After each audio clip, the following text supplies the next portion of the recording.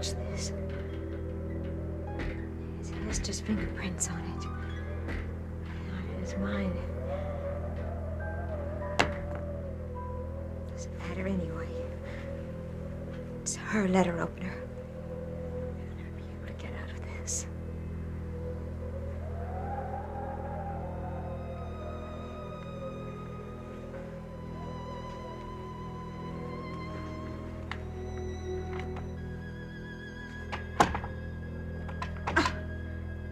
Let me out of here! Bennett! Bennett! Bennett, where are you? Bennett! Bennett!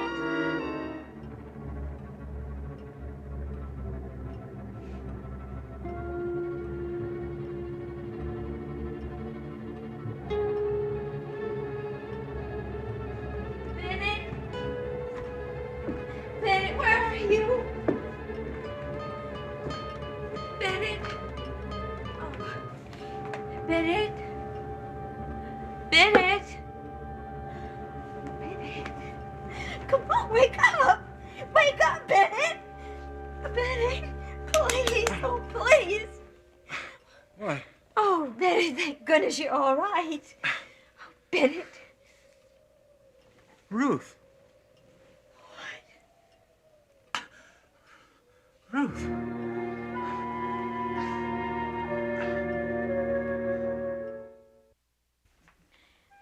Bennett. I'm Lisa.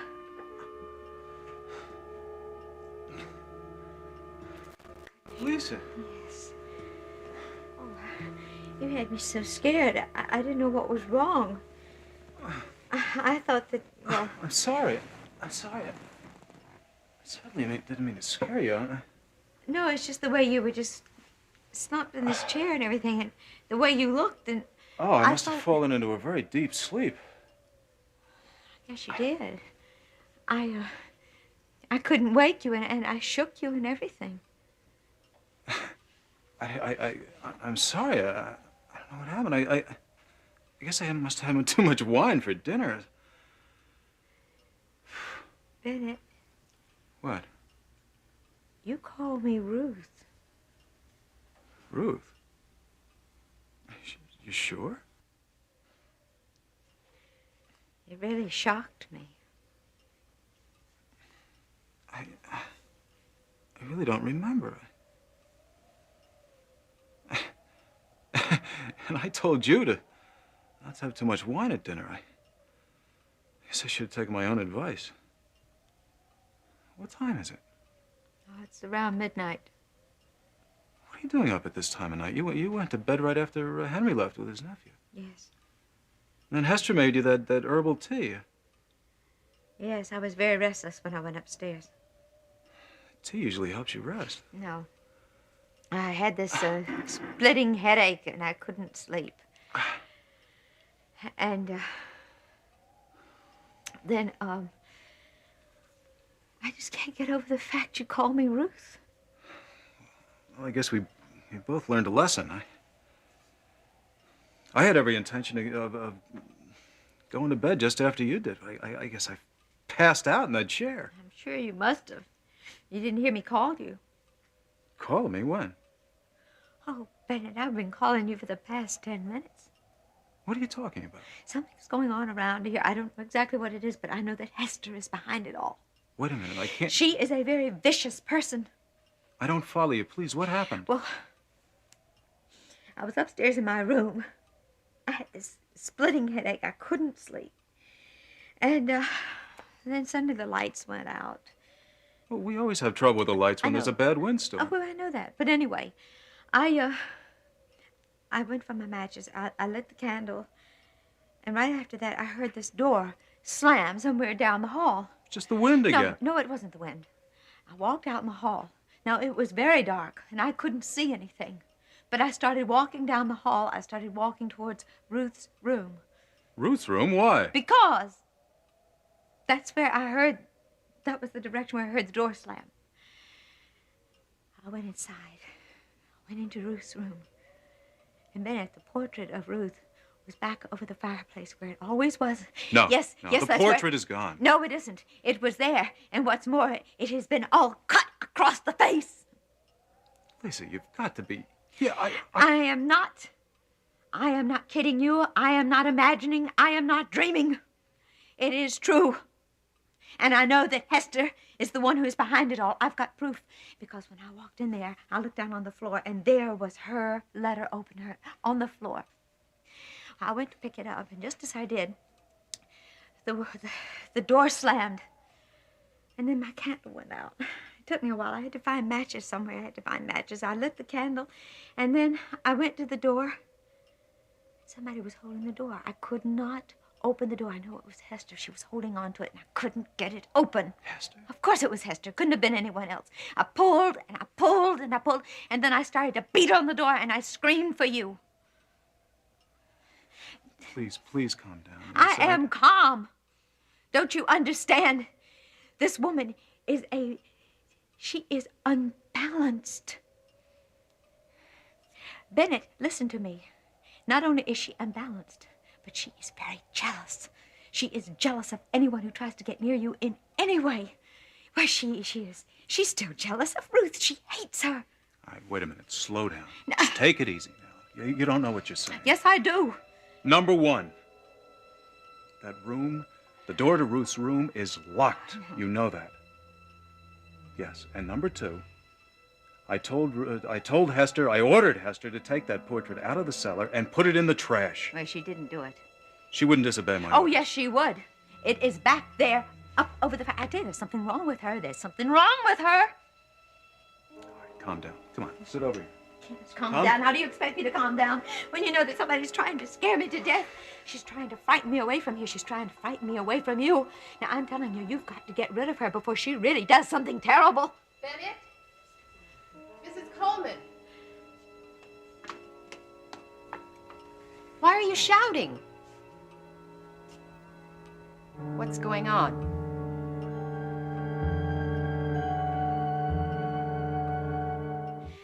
I went into Ruth's room, and her portrait was hanging there over the mantel. No. Yes. And what's more, it had been mutilated.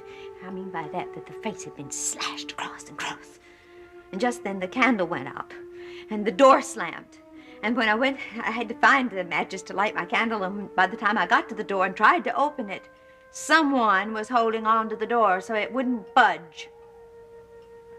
Well, who on earth would have done such a thing? Well, someone who didn't want me to leave the room, obviously. But why? To frighten me, I guess. Well, how'd you finally manage to get out? Well, I kept banging on the door and screaming. I guess it frightened whomever it was away. Did you see anyone else out in the hall? Of course I didn't. It was too dark. I just had the candle. Did you hear anyone? No, I didn't hear. How could I hear with the wind howling the way it I is? still think it was that wind that slammed the door shut. It wasn't the wind that held the door shut.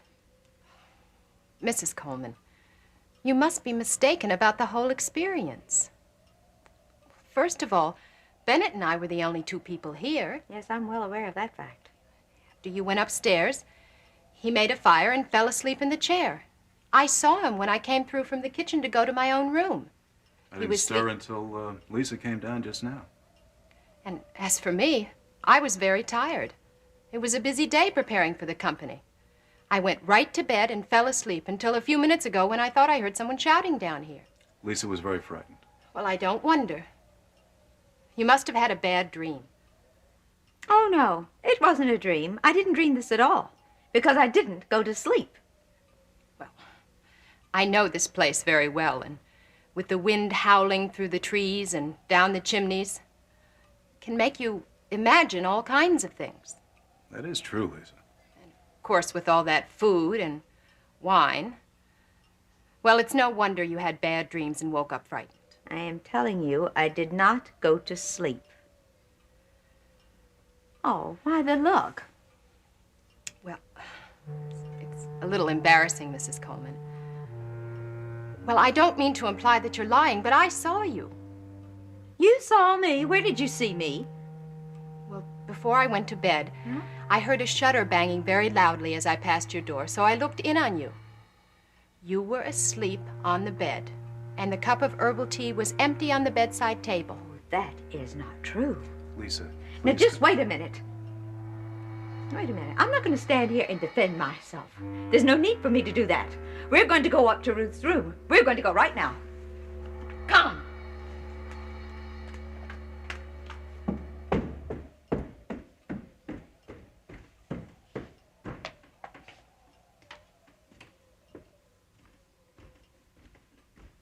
I told you, Lisa, this room is kept locked. Well, it may have been locked for a while, but it's certainly not locked now. You don't believe that I was in here. You don't believe that I saw Ruth's portrait, do you? I don't know what to believe at this point. All right, just wait.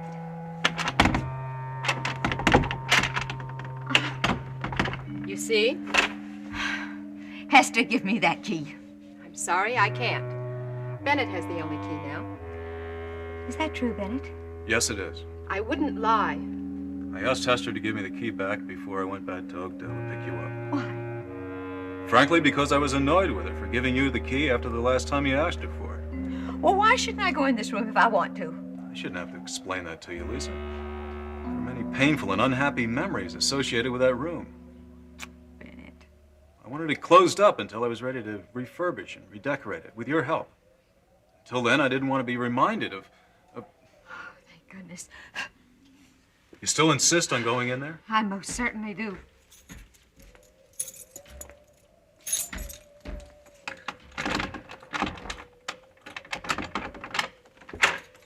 With the lights.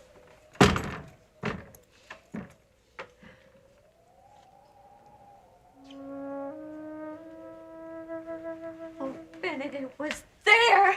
It was there. I saw it. I saw the portrait, and her face was all slashed up. Lisa, maybe Hester was right. Maybe it was just a nightmare. No, it wasn't, and I know who's responsible. You're responsible for it because I found her letter opener. It's right here on the floor. I can prove. It was here. It was here. I saw it. I held it in my hand.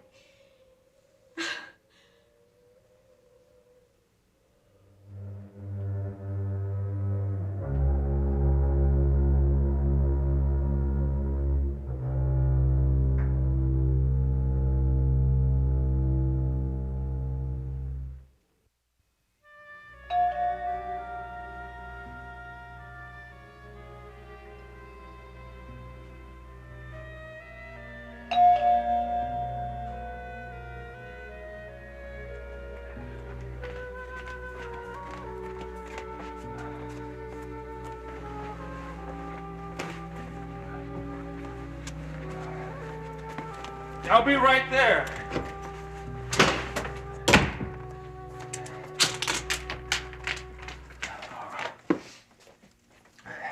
Good morning. Yeah. Sorry I took so long to get to the door, Dad. It's okay. I get the distinct impression that I woke you up. Yeah, I did kind of oversleep, I guess. Then you forgot that we're having breakfast together this morning. Yeah. No, I mean, I remembered when I heard the doorbell ring. I'm sorry. No, I'm sorry. I don't know how it slipped my mind. I kind of got sidetracked last night. Some personal problems. Uh-huh. Here's your paper. Oh, thanks. Well, let's see.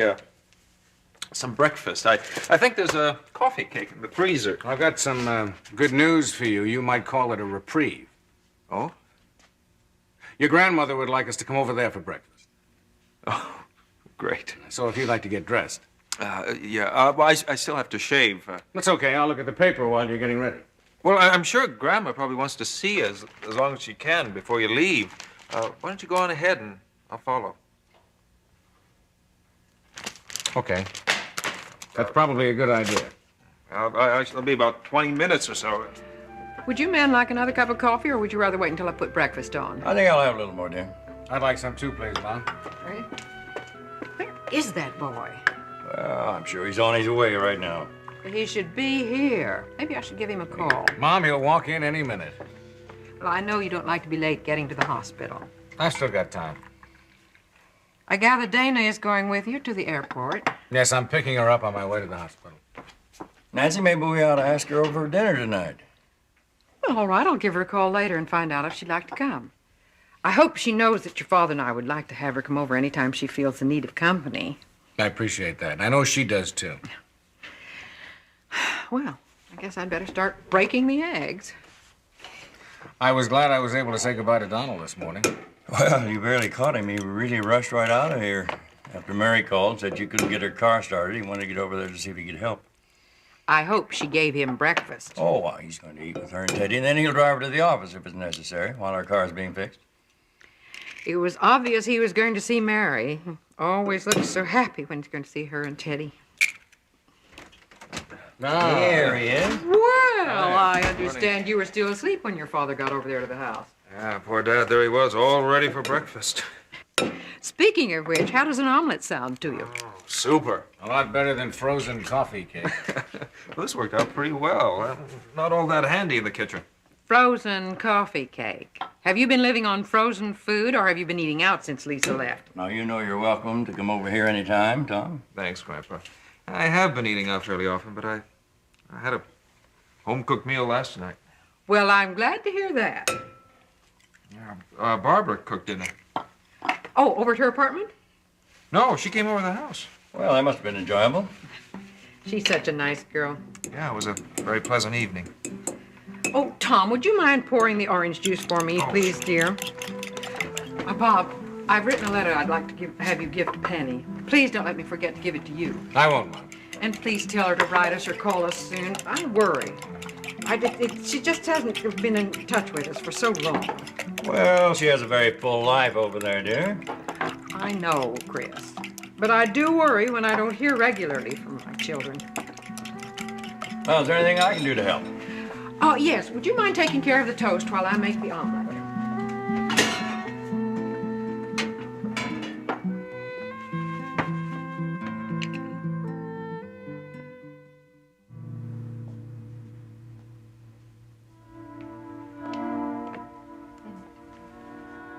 So what are you doing up so early?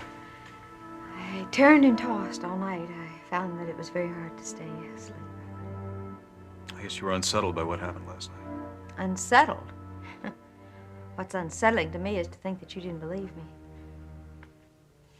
I was in here. I did see the portrait of Ruth, and it was slashed up. So you're still upset, and I'm sorry. I don't want to make it any worse for you, but well, you've just got to understand for your own sake that you couldn't have been in here. I had the only key, and the room was locked. That's all there is to it. I know it was very vivid and terrifying for you, but Yes, it certainly was. it just had to be a nightmare. There's no other logical explanation. No.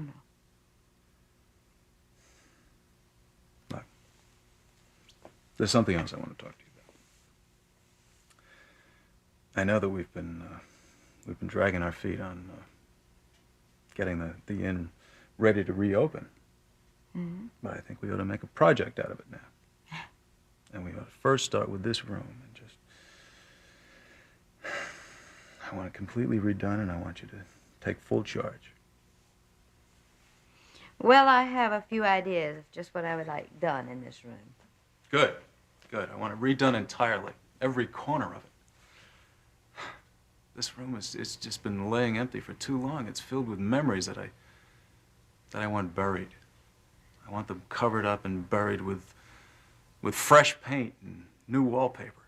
Darling, when we're married, I will see to it that all bad memories are erased forever. I promise you. I know you will. Now, please, promise me one thing. It's a little favor I have to ask. Anything. Have a talk with Hester. Lisa, please forget about last night. I'm sorry, I can't. I can't forget the fact that she lied to me. She lied about seeing me asleep. And she lied about everything that took place in this room, and I do not know why. You just won't accept that it couldn't possibly have happened. No, I know it did happen. And I want you to have a talk with her. And what's more, I would like for you to dismiss her.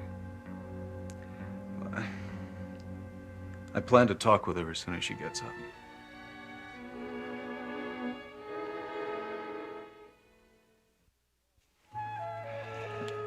Well, you know, it looks like Bob has a pretty good day for his flight. How much of a layover does he have in New York before he leaves for London? A couple of hours, I believe.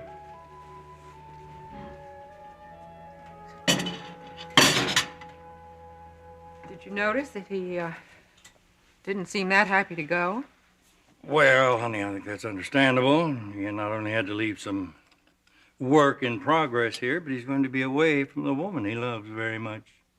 It can't be easy for Dana having Bob turn Ian's case over to John Dixon. Well, honey, Dixon's a fine doctor. She doesn't have anything to worry about on that score. Oh, I know that's true, dear. But Dana has to pull Ian out of this depression he's in, and everybody says that that can't be done medically.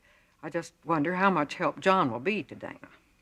Well, honey, if Dana can get McFarland back to a normal, useful way of life, I think she can put that sense of responsibility behind her. Maybe. What do you mean, maybe? Dana can get her divorced, McFarland can go back to his music, Dana and Bob can make plans for their marriage. Is divorce ever that clean a break? Well, Just think that the timing is wrong for all of them. I wish Bob didn't have to go. well, he's certainly going to get back here just as soon as he can. I hope so.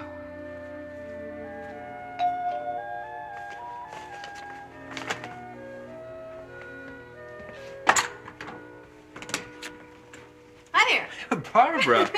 Surprised to see me this early in the morning? Well, it's a nice surprise. Come on in. Thanks. On your way to work? Yeah, I have an art therapy group over at the hospital. I thought I'd swing by on my way to work. I did try calling. Oh, I just got in a few minutes ago. I thought Bob was coming here for breakfast. Yeah, he was, but Dad came armed with an invitation from Grandmother, so we went over there instead. Anyhow, I forgot some papers I need at the office, so I had to come back. I was a little worried when he didn't answer. Worried? Well, you sounded a bit strange last night on the phone when I called to talk to you about why I thought I shouldn't stay. Well, it's probably because it's a subject that's not easy to discuss in depth over the telephone. Yes, but before I even brought the subject up, you sounded quiet, reserved, like you couldn't wait for me to hang up. Well, I didn't mean to be short with you. I guess I was in a rather strange mood when I got home last night. Because of me? No, I'm sorry I worried you. The problem was all mine. Well, I'll forgive you if you buy me a cup of coffee on the way to work. All right. I'd make you a cup of coffee here, but I'm all out of instant. Brother, you really need someone to look after you here.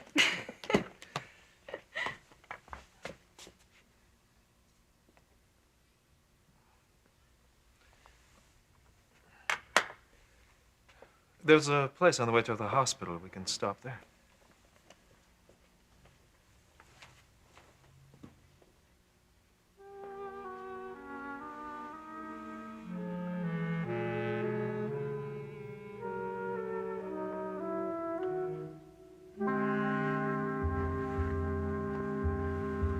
Why did you do those things to Lisa last night?